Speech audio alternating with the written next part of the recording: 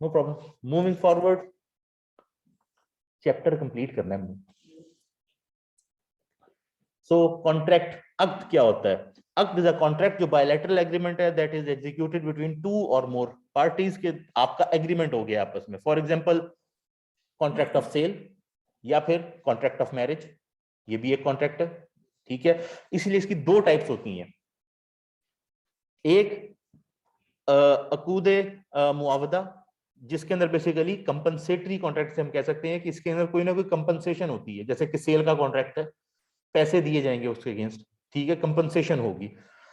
एक है अकूदे गैर मुआवदा, नॉन कंपनसेटरी कॉन्ट्रैक्ट, जिसके अंदर पेमेंट नहीं होगी, जैसे कि कर्ज हसना हो गया, हिबा का हो सकता है। उकूदे मुआवदा या compensatory contract, these are compensatory contracts where one party sells something to someone else for a price or compensation. For example, I can sell you a pen for 50 rupees, so compensation उसके अंदर 50 rupees की इसके अंदर रखी गई है। जबकि अकूद गैर मुआवदा कि जिसके अंदर दोनों पार्टीज का एग्रीमेंट हो जाता है but there is no compensation, जैसे कि मैं कहूँ जी कि मैं आपको लोन दे रहा हूँ इतने का, कर्ज हंसना है, तो कोई कंपनसेशन नहीं है इसके अंदर उसके अगेंस्ट।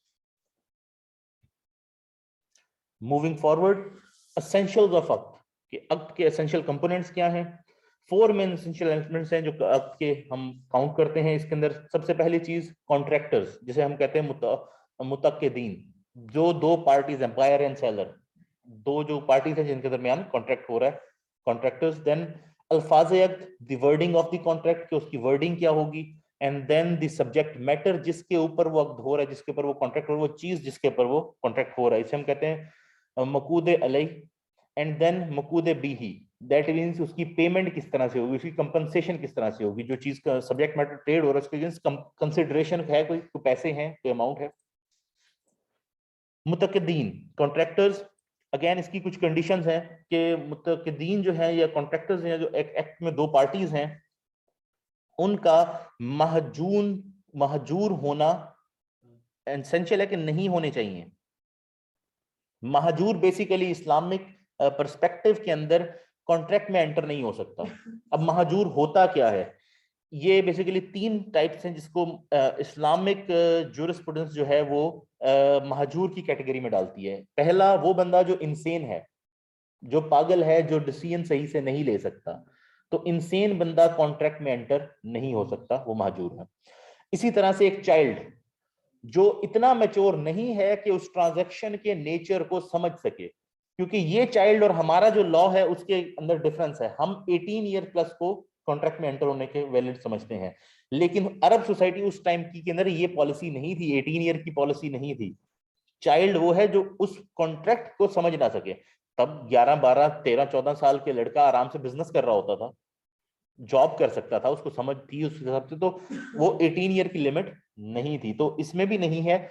लिमिट ये है कि बंदा जो बच्चा है, अगर वो कॉन्ट्रैक्ट को समझ नहीं सकता कि क्या नेचर है कॉन्ट्रैक्ट का, बैंक से जैसे कि मैं अपने बच्चे को ले जाऊं टॉय शॉप के ऊपर, सारे टॉयज चाहिए जी, कोई भी नहीं छोड़ना, उसे पता ही नहीं है कॉन्ट्रैक्ट के नेचर का, ठीक है, तो वो बच्चा कॉन्ट्रैक्ट में एंटर नहीं हो सकता। मूविंग फॉरवर्ड, तीसरा बंदा जो कॉन्ट्रैक्ट में एंटर नहीं हो सकता, जिसे हम महजूर कहते हैं, वो है स्लेव, जिसको उसके प्रिंसिपल ने या जिसको उसके मास्टर ने परमिशन नहीं दी कॉन्ट्रैक्ट में एंटर होने की। तो अगर स्लेव भी कॉन्ट्रैक्ट में एंटर हो सकता है, लेकिन उसके मास्टर उसको परमिशन देगा। अगर मास्टर परमिशन नहीं देता तो वो कॉन्ट्रैक्ट में एंटर नहीं हो सकता, तो वो महजूर हो जाएगा। जिसके पास परमिशन नहीं है वो महजूर होगा। तो ये तीन लोग कॉन्ट्रैक्ट में एंटर नहीं हो सकते। वेरी इजी, कोई रट्टा मारने की जरूरत तो नहीं है, सादा सी बात है, बस दैट्स इट। इतनी बात पता होगी तो यू कैन डू एवरीथिंग। अल्फाज या वर्डिंग ऑफ द कॉन्ट्रैक्ट, इसके अंदर ये इंपॉर्टेंट है कि ये एब्सोल्यूट हो और इमीडिएट हो, और किसी और चीज के ऊपर कंटिंजेंट ना हो, कि किसी फ्यूचर इवेंट के ऊपर कंटिंजेंट हो। कल बारिश होगी तो मैंने तुम्हें अपनी गाड़ी बेच दी, मेक्स नो सेंस। कल बारिश होगी तो कंटिंजेंट ना हो। फिर एब्सोल्यूट हो और इमीडिएट हो, मैंने तुम्हें अपनी गाड़ी बेच दी, बेच दी है, बेच दी, ये नहीं कि बेचूंगा, फ्यूचर नहीं होगा, इमीडिएट इसी वक्त। और एब्सोल्यूट, इतने में तुम्हें गाड़ी बेच दी, एब्सोल्यूट हर चीज तय होगी उसके अंदर, कुछ ऐसे हो कि एम्बिगुअस कि प्राइस बाद में तय कर लेंगे, ठीक है। So Al-Faz Act should be absolute, immediate and non-contingent to a future event, as a future contract is not allowed in Islam. Future contract वैसे नहीं allowed. Also the wording should be unconditional. उसमें कोई conditions नहीं होनी चाहिए कि ऐसा होगा तो, या फिर मैं तुम्हें अपनी गाड़ी बेचूंगा अगर तुम मेरे बच्चे को अपने कंपनी में नौकरी पे रख लो. अब एक कॉन्ट्रैक्ट में दूसरी चीज, दूसरा कॉन्ट्रैक्ट दूसरी बात कंडीशन के तौर पे आ रही है, अगर ऐसा करोगे तो ऐसा होगा. ये चीज अलाउड नहीं है, कंडीशन नहीं लग सकती. ठीक है. If the wording of the contract are conditional, the condition must adhere to the following rules of Islamic jurisprudence. हाँ, कंडीशंस लग सकती हैं, लेकिन जो लग सकती हैं वो इन फॉलोइंग रूल्स को फॉलो करते हुए, इस्लामिक रूल्स को फॉलो करते हुए लगाई जा सकती हैं. ऐसी कंडीशन लगाई जा सकती है जो कि कॉन्ट्रैक्ट को फॉर एग्जांपल वॉइड ना करे, उसकी स्पिरिट के अगेंस्ट ना हो. फॉर एग्जांपल मैं ऐसी कोई कंडीशन लगा दूं, मैं तुम्हें अपनी गाड़ी बेच रहा हूं, या मैं तुम्हें अपनी गाड़ी बेच दी, लेकिन हर फ्राइडे मैं इसको इस्तेमाल करूंगा. अब ये सेल के बेसिक प्रिंसिपल के खिलाफ है. आप कमोडिटी की ओनरशिप ट्रांसफर कर चुके हैं, अब आपका उसके यूज का राइट नहीं रहता आपके पास. तो आपसे कहीं नहीं, हर फ्राइडे मैं यूज करूंगा, हर महीने में एक दिन मैं इस्तेमाल करूंगा. ये कॉन्ट्रैक्ट के खिलाफ है सेल के, इसलिए ये कंडीशन आप बीच में अप्लाई नहीं कर सकते. ठीक है. सो 4 बेसिक रूल्स हैं, जिसमें से एक है condition which is not against the contract is a valid condition. कि कॉन्ट्रैक्ट के अगेंस्ट नहीं है तो वो वैलिड है, तो लगा सकते हैं. कॉन्ट्रैक्ट के अगेंस्ट जा रही है कि मैं इस्तेमाल भी करूंगा हालांकि बेच रहा हूं, तो नहीं allowed. Next, a condition which seems to be against the contract but is in the market practice, this type of condition is permissible unless it violates or its violation is proven by clear injunctions of the Holy Quran and Sunnah. For example, अगर मैं इसके अंदर आपको example दूं कि आपने ऐसी condition लगा दी कि मैं ये गाड़ी खरीद रहा हूं, इस गाड़ी की मुझे 2 साल की वारंटी दो, कि इसकी मोटर खराब नहीं होगी, इसका इंजन खराब नहीं होगा. ठीक है. और मुझे इसकी 1 साल की सर्विस भी दो, कि 1 साल तक इसके कोई चीज हो जाएगी, कोई इश्यू हो जाएगी, इसको सर्विस करके दोगे. अब ये कोई ऐसी कंडीशन नहीं है जो कि मार्केट में ना प्रैक्टिस की जाती हो. आमतौर पे होती है कि वारंटी भी मिलती है आपको और उसकी सर्विस भी देती है कंपनी यूजुअली. तो क्योंकि मार्केट में अलाउड है और शरिया के अगेंस्ट नहीं है, शरिया मना नहीं करती. ये तो नहीं है ना कॉन्ट्रैक्ट कंडीशन में कि मुझे इस गाड़ी में अल्कोहल पीने की भी इजाजत होगी. ठीक है. तो शरिया मना नहीं कर रही, तो ये कंडीशन भी अलाउड है, ये भी लगाई जा सकती है, अनलेस ये कुरान और सुन्ना से उसके खिलाफ साबित हो जाए. ठीक है. For example, A buys an air conditioner on a condition that the seller will provide him 5-year guarantee and 1 year free service. This type of condition does not invalidate the contract. ये allowed है. Next, एक और condition, a condition that is against the contract and not in practice of market, but it is in favor of one of the contractors. This type of condition is void, not allowed. अब definitely ये condition जो है market practice भी नहीं है, contract के against भी नहीं है, सॉरी अगेंस्ट है कॉन्ट्रैक्ट के, मार्केट में प्रैक्टिस में भी नहीं है, लेकिन ये किसी एक पार्टी को बेनिफिट दे रही है दोनों में से, और जिसको बेनिफिट दे रही है उसकी हक में होगी कि मुझे बेनिफिट मिल रहा है. ठीक है. ये कंडीशन अलाउड नहीं है. For example, A sales his car, जो मैंने आपको इसकी एग्जाम्पल दी थी कि ए बी को गाड़ी सेल कर देता है और कहता है कि जी मैं इसको महीने में 1 दिन इस्तेमाल करूंगा. तो अब ये कंडीशन जो है ये सही नहीं है और एक पार्टी को बेनिफिट दे रही है, इस वजह से भी ये कंडीशन अलाउड नहीं है कि इस कंडीशन के ऊपर इसको सेल किया जाए गाड़ी को. हाँ, एक कंडीशन है जो दोनों पार्टी, अगला जो चौथा है वो ये कि दोनों पार्टीज को बेनिफिट नहीं देती, मार्केट प्रैक्टिस में भी नहीं है और अगेंस्ट द कॉन्ट्रैक्ट है. ठीक है. लेकिन ये दोनों पार्टीज को बेनिफिट नहीं देती, ये दोनों को बेनिफिट दे रही है. ठीक है. तो ये कंडीशन वॉइड नहीं होगी. बेसिकली ये किसी की फेवर में नहीं है. पिछली थी कि जी मैं सेलर के तौर पे यूज कर सकता हूं, ये है कि ये दोनों के अंदर नहीं है. जैसे कि जब हम ये इस्लामिक कॉन्ट्रैक्ट उसके अंदर कहते हैं कि जी अगर मैं टाइम पर पैसे जानबूझकर ना दूं तो मैं इतने पैसे चैरिटी करूंगा. अब ये पैसे चैरिटी को जा रहे हैं, सेलर को नहीं जा रहे. ठीक है. और बायर भी क्योंकि उसने टाइम पर नहीं किया था, उसको भी कुछ का बेनिफिट नहीं हो रहा. ठीक है. कोई नुकसान भी नहीं हो रहा, लेकिन उसने कोई जानबूझ के एक नेग्लिजेंस की है. तो इस वजह से ये जो है इसको इस्लामिक कॉन्टेक्स्ट में जो उलमा है वो अलाउ करते हैं. ठीक है। So for example undertaking to give charity in case of wilful default by the defaulting party. जो आपने शर्त बताई है कि एक पार्टी को फायदा ना हो, लेकिन जब हम वारंटी के सर्विस वाले लेते हैं उनको फायदा एक को ही होता है जो परचेज कर रहा होता है। नहीं, वो कंडीशन ऐसी है जो मार्केट में प्रेवलेंट है, आमतौर पे ये चीज मार्केट में चल रही है और वो अलाउ कर रही है मार्केट। इसमें कि मार्केट कंडीशन है, मार्केट में ये चीज नहीं है, ठीक है। वो मार्केट में अलाउड है ना कि अगर आप कुछ चीज खरीद रहे हैं, कि मैंने एसी खरीदा इस रूम के लिए, तो उसकी है ये कि मार्केट में आमतौर पे सारे सेलर्स ही कुछ वारंटी देते हैं, कुछ उसकी सर्विस देते हैं कि 1 साल तक या इंस्टॉलेशन फ्री देते हैं, तो मैं भी वो चीज ले रहा हूं, नो प्रॉब्लम। ये चीज मार्केट में नहीं है प्रैक्टिस में। मार्केट प्रैक्टिस तो नहीं है ना कि जी गाड़ी बेचने के बाद से कहते हो कि हर महीने मैं इस्तेमाल करूंगा एक दिन। अलग से कोई डिमांड करें उससे, अलग से कोई जो प्रैक्टिस नहीं है, जो मार्केट की आम प्रैक्टिस नहीं है, उसके अलावा कोई डिमांड कर रहे हैं हम। वारंटी, सर्विस, ये चीजें आमतौर पे सप्लायर दे रहा होता है, या कुछ कस्टमर्स को देता है, कुछ को नहीं भी देता। लेकिन कभी आपने सेल के एग्रीमेंट में ये सुना हो कि भाई मैंने तुम्हें ये चीज बेच दी है लेकिन ये महीने में एक बार मैं इस्तेमाल करूंगा? आप कोई चीज खरीद लें, माइक्रोवेव खरीद कर लेके आए, दुकान में जी मैं आपको बेच तो रहा हूं लेकिन महीने में एक दिन ये मैं इस्तेमाल किया करूंगा, भाई मेक्स नो सेंस। वो बेसिक कॉन्ट्रैक्ट के अगेंस्ट है और मार्केट में ऐसी कोई प्रैक्टिस भी नहीं है। कोई चीज आप एग्जांपल दे देंगे, सर वो मैंने चीज खरीदी थी, उसने मेरे साथ यही एग्रीमेंट किया है कि भाई ये तो मैंने एक दिन इस्तेमाल किया करूंगा खुद, नॉट पॉसिबल। उसकी ओनरशिप ट्रांसफर कैसे हुई? फिर वो आपकी चीज है, आपसे मांग तो सकता है, रिक्वेस्ट तो कर सकता है कोई बंदा, लेकिन बेचते हुए कंडीशन लगा दे, नहीं जी पहले मैं यूज किया करूंगा बीच में एक दिन, not possible, makes no sense. क्योंकि मार्केट प्रैक्टिस ये नहीं है।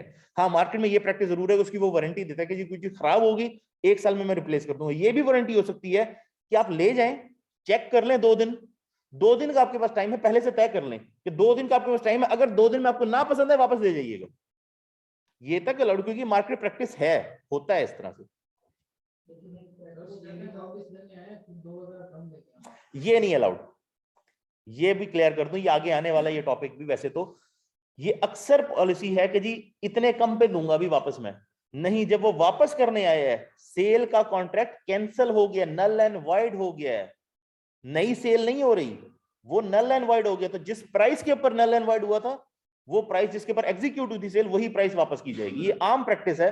मैं ले गया एक बार बुक, एक मेरे पास पड़ी थी जो मुझे पता भी किसी काम की नहीं है, गलती से कहीं परचेज हो गई थी। अब मैं उसको भाई ये तुमसे मैं ले गया था, मेरी किसी जरूरत की नहीं है, ये रख लो, मेरे किसी काम नहीं है, वेस्ट हो रही है, तुमने कहा कि बेच ले। अब अगर लेट्स सपोज मैंने 1000 की ली थी, उसने कहा 700 में रखूंगा, अब मेरा तो नुकसान हो रहा था, मैंने तो उसको देनी थी। लेकिन ये ट्रांजैक्शन अलाउड नहीं है उस सेलर के लिए, उसको चाहिए कि वो रख लेता ओरिजिनल प्राइस के ऊपर। यही तो वजह हमारे डाउनफॉल की वजह क्या है? वो कहते हैं मैं इसके ऊपर प्रॉफिट कमा चुका हूं, मैं क्यों दोबारा, मैं इतने में खरीदता हूं उतने की दोबारा खरीद लेता हूं इससे भी, मैंने जो सप्लायर से खरीदनी इससे उतने की मैं दोबारा खरीद लेता हूं। ये अलाउड नहीं है, ये बिल्कुल भी अलाउड नहीं है। जब सेल कैंसिल हुई है तो सेल कैंसिल हुई है, वो जो पहले ही आपने उसके अगेंस्ट पेमेंट ली थी वही वापस होनी है, आप उसको चेंज नहीं कर सकते। लेकिन हमारे यहाँ मार्केट में अगेन अब सेल और परचेज है, मार्केट में हो भी रही है हमारे यहाँ, बस हमें उसके रूल्स नहीं पता। सर आपने एक चीज परचेज कर ली, ठीक है, हमें उसको ऑर्डर लगाया, रिटर्न कर दी, हमारा प्रोडक्ट कैंसिल हो गया, हम नई परचेज करेंगे नई प्राइस पे, तो वो कर सकते हैं? yes. पहले वाला सेल कॉन्ट्रैक्ट वो कैंसिल हो गया, वो खत्म हो गया, उसके पैसे वापस मिलेंगे, क्योंकि उसमें डिफेक्ट आया है, उसमें डिफेक्ट आया है, वो डिफेक्ट की वजह से वापस हुई है। इसको हम कहते हैं, I am forgetting the word, मुझे वर्ड अभी माइंड से निकल गया है। ये बाकायदा डिफेक्ट वाली एक अलग कंडीशन होती है, अभी आनी है। अगर आज आप सबने मुझे कंप्लीट करने दिया इस टॉपिक को, तो इसके एंड पे ये सारी चीजें आनी है अभी, ठीक है। इन सब के ऊपर डिस्कस, मैंने भी एक मोबाइल वाला भी आपको एक केस दिया, इस केस के अंदर वो भी आना है अभी। Okay, now a question arises that is the ruling on a void condition whether it invalidates the contract or not, कि void condition के ऊपर ये रूलिंग क्या होगी कि इससे कॉन्ट्रैक्ट वैलिड रहेगा कि नहीं। कंडीशन गलत लगी है, कॉन्ट्रैक्ट सही था, कंडीशन गलत हो गई उसके अंदर एक कोई, तो अब क्या कॉन्ट्रैक्ट पूरा किया जाएगा या नहीं किया जाएगा? क्या कॉन्ट्रैक्ट को कैंसिल करना पड़ेगा, पैसे वापस करने पड़ेंगे, चीज वापस करनी पड़ेगी, या कॉन्ट्रैक्ट को चलाया जा सकता है उस कंडीशन को फॉलो ना किया जाए? दोनों ही चीजें होती हैं, दोनों चीजों के अलग अलग कॉन्टेक्स्ट हैं। Sometimes a void condition invalidates the contract and sometimes it does not invalidate the contract. However, the condition itself should not be followed. It should be annulled. ठीक है, जैसे कि एक एग्रीमेंट हो गया, उस एग्रीमेंट में गलती से इंटरेस्ट का तय हो गया था, आप इंटरेस्ट ना पे करें, कॉन्ट्रैक्ट वैलिड था, इंटरेस्ट पे ना करें, मना कर दें मैं इंटरेस्ट पे नहीं करता, वो कंडीशन फॉलो नहीं की जाएगी। कॉन्ट्रैक्ट खत्म करना जरूरी नहीं है। कुछ केसेस के अंदर कॉन्ट्रैक्ट खत्म हो जाएगा क्योंकि वहां पर जो कंडीशन लगाई गई थी वो उस कॉन्ट्रैक्ट को नल एंड वॉइड कर देती है। ठीक है, to elaborate on this, Islamic jurists and scholars have written that the compensatory contracts, uqude muawada, like sale, purchase, lease agreements become void by putting a void condition. ठीक है, उनका opinion ये है कि ये void हो जाएंगे क्योंकि इसके अंदर कंडीशन void लगेगी। However, non compensatory voluntary contracts, uqude गैर मुआवदा, like contracts of loan, कर्ज हसना, do not become void because of a void condition. However, the void condition itself becomes ineffective. It will not be implemented. For example, if A gives to B a loan with a condition of premium at the time of repayment, this condition of interest is void. Loan ठीक है, loan की amount भी वापस की जाएगी at the end of the period, लेकिन जो premium जो इंटरेस्ट चार्ज करने का उसने कहा था वो नहीं पे किया जाएगा। However, this condition does not invalidate the contract. Therefore, all transactions done by the borrowing, by this borrowed money will be valid. But the condition of its interest itself is revoked. Therefore, B is not liable for the payment of interest. मकसूद अलई basically subject matter, वो चीज जिसके ऊपर contract हो रहा है उसकी क्या कैरेक्टरिस्टिक्स होनी चाहिए।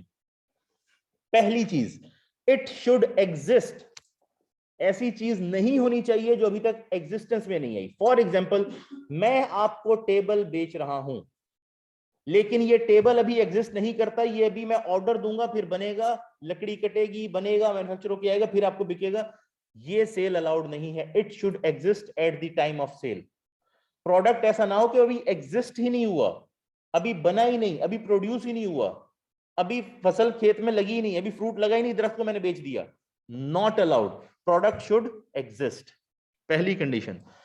Then it should be valuable. मैं आपको ये नहीं कह सकता ये रोड साइड पे पत्थर पड़े हैं मैं आपको बेच रहा हूं, ये जी सनलाइट मैंने आपको इतनी बेच दी है, या फिर मैंने आपको मून के ऊपर एक बड़ा सारा प्लॉट बेच दिया, मार्स के ऊपर बड़ा सारा प्लॉट बेच दिया। ठीक है, रिडिकुलस। एक चीज जो वैल्यूएबल भी हो, जिसको आप एसेस कर सकें कि हाँ इस चीज को मैं, सनलाइट इतनी बेची, वैल्यू हो सकती है, लेट्स सपोज उससे बिजली बन सकती है, लेकिन how are you going to keep it, how are you going to value कि इस सनलाइट की वैल्यू क्या है।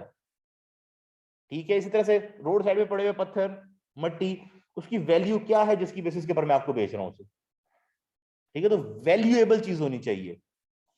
सेकेंडली, यूजेबल अंडर शरिया, मतलब अल्कोहल नहीं हो सकती और हलाल होनी चाहिए, यूजेबल अंडर शरिया। एंड अब ये पूरा एक बड़ा पॉइंट है, capable of ownership and title and delivery and possession. Ownership आप उसकी या तो ले सकते हो, उसकी ओनरशिप मैंने, लेट सपोज एक मार्कर है, ये मैं इसकी ओनरशिप लेके मैंने अपने पास रख लिया, ओनरशिप हो सकती हो इसकी, ठीक है, चीज की। या फिर अगर ओनरशिप में टाइटल में उसके नाम पर होनी चाहिए, जैसे कि ये कमरा मैं जेब में लेकर नहीं घूम सकता ना, मेरे नाम पर होगा घर, मेरे नाम पर होगी गाड़ी, मैं जेब में तो नहीं रख सकता हर वक्त। ठीक है, तो उसकी टाइटल उसके नाम पर हो। दूसरी चीज, डिलीवरी और पोजेशन की भी होनी चाहिए कि उसकी डिलीवरी भी ली जा सकती हो और पोजेशन भी अपने पास रखी जा सकती हो।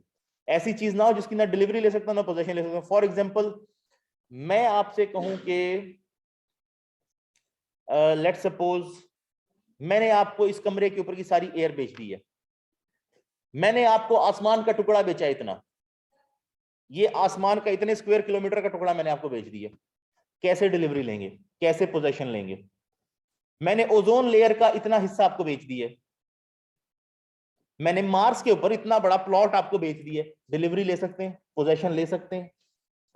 सो मेक्स नो सेंस। मैंने आपको समंदर का इतना हिस्सा बेच दिया, रिडिकुलस, ना आप उसकी डिलीवरी ले सकते हैं ना आपकी पोजेशन हो सकती है उसके ऊपर। सो ये सारी कंडीशंस फुलफिल होनी चाहिए। So what is it? The subject matter should exist, should be valuable, usable under Sharia, capable of ownership and title and delivery and possession. Also, it should be specified, quantified, and the seller must have its title and risk at the time of the sale.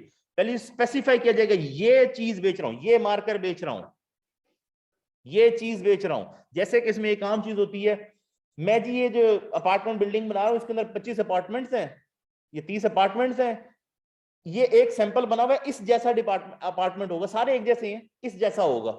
No, specify किया जाएगा, क्योंकि apartment building किस floor पे होगा भाई, कौन से वाला, उसको दिखाया जाएगा. वो अपार्टमेंट, ये अपार्टमेंट बेच रहा हूं, बना हुआ ये अपार्टमेंट बेच रहा हूं, ये नहीं कह सकते इस जैसा होगा, ये नीचे का एक बना हुआ इस जैसा होगा.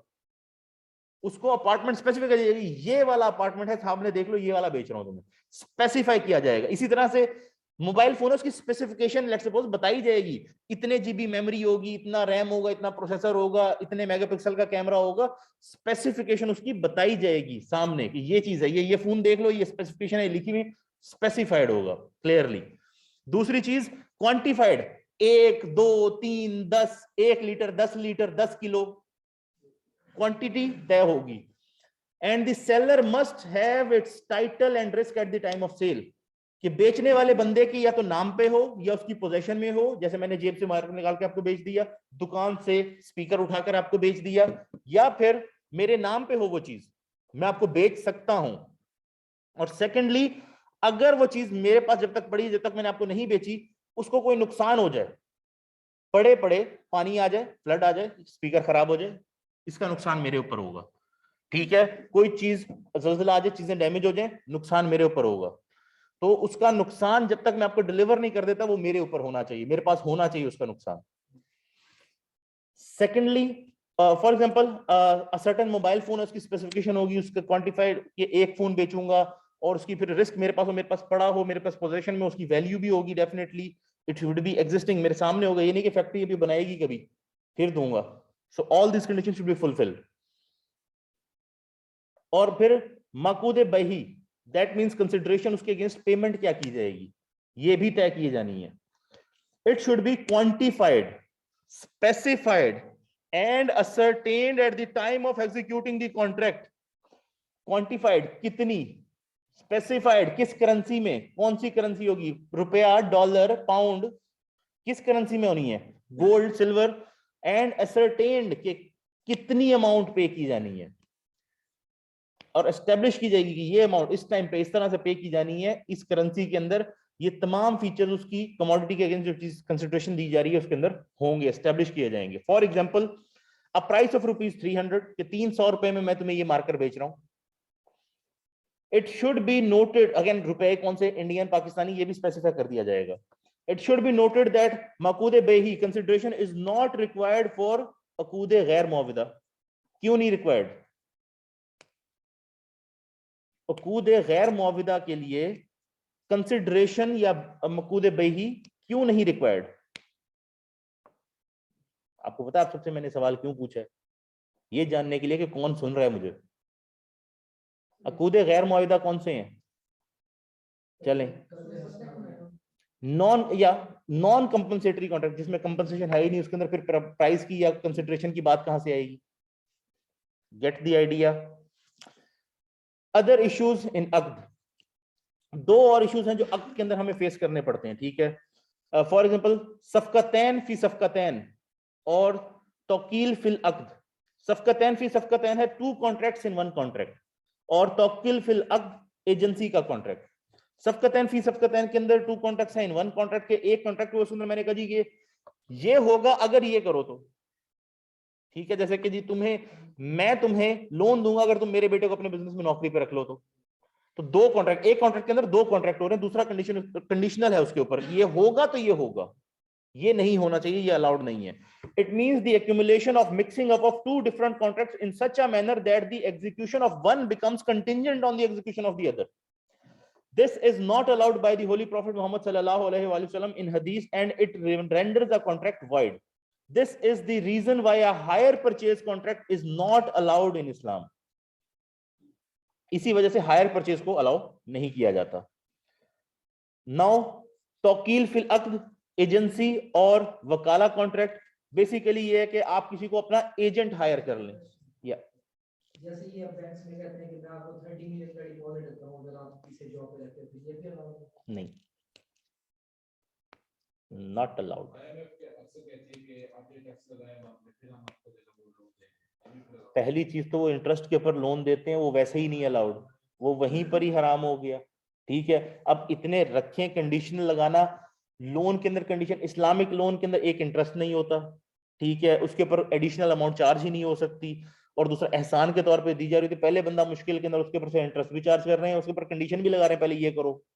कंडीशन आप नहीं लगा सकते लोन के अंदर। हाँ, कोई स्पेसिफिक चीज होती है जी बिजनेस के लिए यूज करना, सिर्फ इस तरह की कोई बात कर सकते हैं, लेकिन ये जी बिजनेस के लिए ले रहे हो तो बिजनेस में यूज करना, घर पे ना लगा देना, इस तरह की कोई बात कर सकते हैं। लेकिन जी ये पहले ये करो, ये पूरा करो, फिर हम देंगे, तो इस तरह की कंडीशंस होती नहीं। आप पहले ही देख लेते हैं कि यार मैं तुम्हें नहीं दे सकता, बस ठीक है, तुम्हारे पास ये चीज इतनी नहीं है, वो किसी और के साथ उसके अंदर डील कर। लेकिन ये जो है ये स्टेट लेवल के मामले, ये और चीजें हैं। Okay, it means the appointment of an agent vakil on behalf of a contractor to carry out a contract or trade on behalf of the principal. There are two types of wakala contracts. Number one, in which all the rights and obligations are passed on to the principal from the contractor. For example, निकाह का contract है, marriage का। अब इस case के अंदर आपने एक बंदे को अपना एजेंट बनाया कि मेरा फलां से जाके निकाह फाइनल करवा दें। अब वो जिससे उसका नाम है कोई नाम भी ढूंढना पड़ेगा यार, let's find out, give me a name, ladies name, anybody. Iqra से, वो कि मेरा मिस इकरा से निकाह फाइनल करवा देंगे। अब सारी बात हो गई, सारा एग्रीमेंट हो गया, सारे कॉन्ट्रैक्ट साइन हो गए, लेकिन अब मिस इकरा अपना जो भी कंपनसेशन है, ठीक है, वो एजेंट से क्लेम नहीं कर सकती।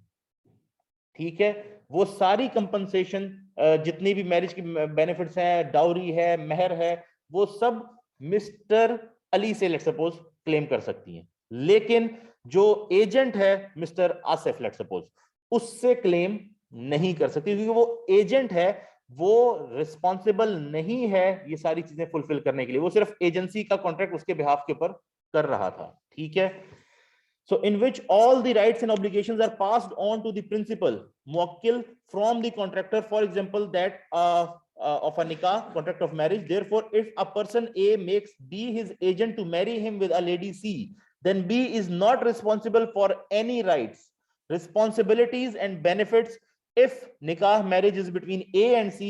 Hence lady C can only claim for her dowry, meher and other expenses from A directly and not from B. Mister Asif ने निकाह फॉर्मलाइज करवा दिया अली एंड इकरा के दरमियान में। लगता है वो मैंने क्योंकि एग्जांपल दी वो समझ नहीं है, मैं इसलिए दोबारा समझा रहा हूं। अब मिस इकरा मिस्टर जो आसिफ है उससे क्लेम नहीं कर सकती कि मेरा खर्चा दो, मुझे मेहर दो, मुझे कोई चीज शॉपिंग करवानी, मुझे शॉपिंग करो। ठीक है, तो वो क्लेम किससे करेगी? जिसके साथ उसका निकाह हुआ है, अली से। Gate the idea? इसलिए यहां पर एजेंट रिस्पॉन्सिबल नहीं है, लेकिन कुछ केसेस में एजेंट रिस्पॉन्सिबल होता है। दूसरा केस वो आ रहा है। ठीक है, second one, in which the rights and obligations remain with the agent, कि अब राइट और ऑब्लिगेशन एजेंट के साथ है। फॉर एग्जांपल, अगर ए ने बी को कहा कि तुम मेरे लिए जाकर मार्केट से एक गाड़ी खरीद लाओ, ठीक है, 10 लाख तक की गाड़ी हो। अब वो गया, उसने जाके मार्केट से 10 लाख की गाड़ी खरीद ली, और उसने जिससे खरीदी सी से, उसको नहीं बताया कि मैं ए के बिहाफ पे तुमसे गाड़ी खरीद रहा हूं। तो सी मिस्टर बी से वो 10 लाख या उसके अगेंस्ट कोई भी अमाउंट ड्यू है वो क्लेम कर सकता है। ठीक है, वो मिस्टर बी से क्लेम कर सकता है, क्योंकि उसने नहीं बताया था कि मैं ए के बिहाफ पे तुमसे, और अगर बता दिया है तो वो फिर ए और बी दोनों से क्लेम कर सकता है। ठीक है, क्योंकि जिसके साथ उसका एग्रीमेंट हुआ है वो उनके साथ उससे वो अमाउंट क्लेम कर सकता है। ठीक है, तो वो बी से भी क्लेम कर सकता है कि भाई तुम मुझसे लेकर गए हो ना, तुमने मुझे नहीं बताया, तुमने बताया भी है तो भी वो बी से क्लेम कर सकते, तुम उसके बिहाफ पे लेके तुम गए थे, दोनों रिस्पॉन्सिबल हो मेरी पेमेंट क्लियर करने के लिए। वो उनसे क्लेम कर सकता है सी कि ये पेमेंट क्लियर की जाए। So for example, if A appoints B as his agent and B buys a car from C for rupees 5 lakh on credit and does not disclose this to C that he is acting as an agent for A, then C can claim his money from only B.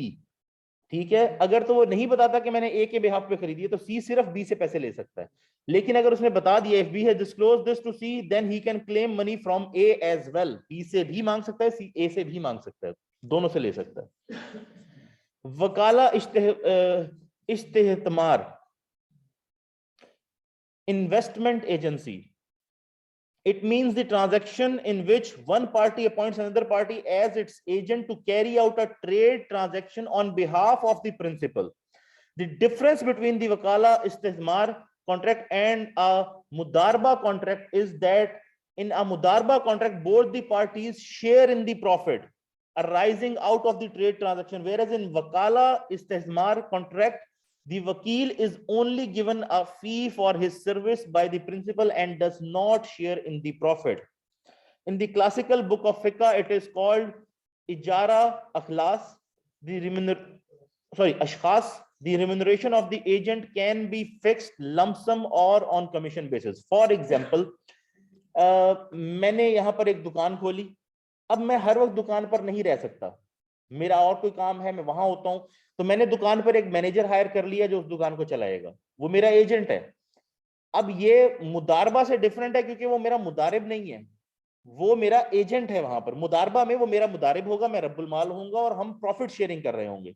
यहाँ वो मेरा agent है, वो मेरा partner नहीं है. उसको मैंने हायर किया कि तुम मेरी ये दुकान संभालोगे, यहाँ पर सारी ट्रांजेक्शन्स करोगे, माल मंगवाओगे, बेचोगे, मेरे बिहाफ के पर काम करोगे इस दुकान में, तो वो मेरा एजेंट है. उसको उसकी सैलरी पे की जाएगी. अब सैलरी किसी तरह भी हो सकती है, फिक्स्ड हो, लंप सम हो या कमीशन बेस्ड हो, कि जितने ज्यादा बेचोगे उतने ज्यादा प्रोडक्ट, तुम जितने बेचोगे उतना कमीशन तुम्हारा. हर प्रोडक्ट बेचने पे 100 रुपए का कमीशन है. 1000 प्रोडक्ट बेचोगे तो 1 लाख बन जाएगा, ठीक है. 2000 बेचोगे तो 2 लाख बन जाएगा. तो जिस तरह भी उसकी सैलरी तय हो वो की जा सकती है. उसको सिर्फ सैलरी दी जाएगी, प्रॉफिट में हिस्सा नहीं दिया जाएगा. Chapter 7 elements of a valid sale. A valid sale has 4 essential elements. ये जो पिछला चैप्टर था ना, टोटल 3 पेजेस का था, आई थिंक 4 का.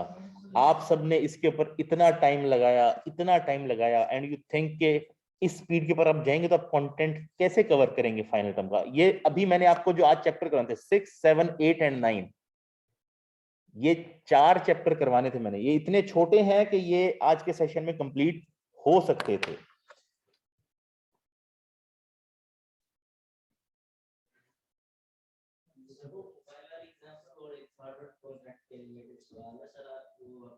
ओके,